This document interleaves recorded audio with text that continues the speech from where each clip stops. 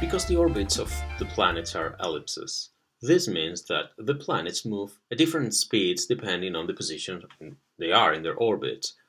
The closer they are to the Sun, the faster they move. This is a consequence of the conservation of angular momentum.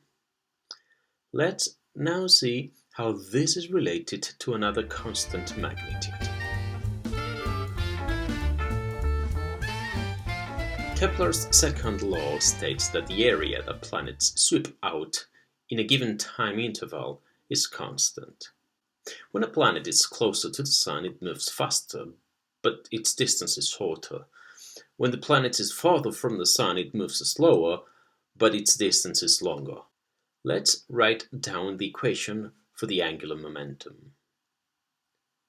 Now let's consider this area, which is an exaggeration, and zoom it a bit.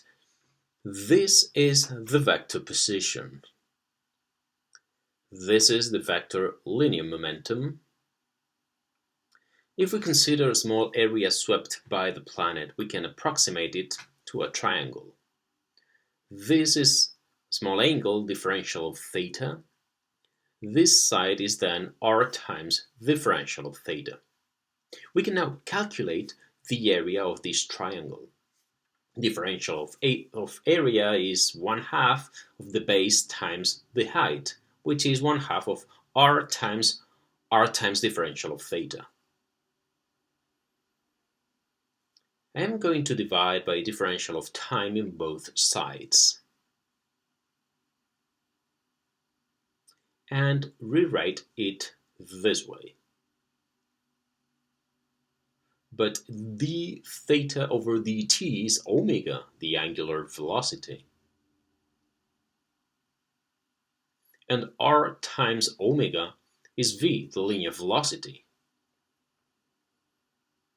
If I multiply in both sides by the mass m of the planet, I get 1/2 of L, the angular momentum. This, we know, is constant. Then dA over dt is constant all through the trajectory.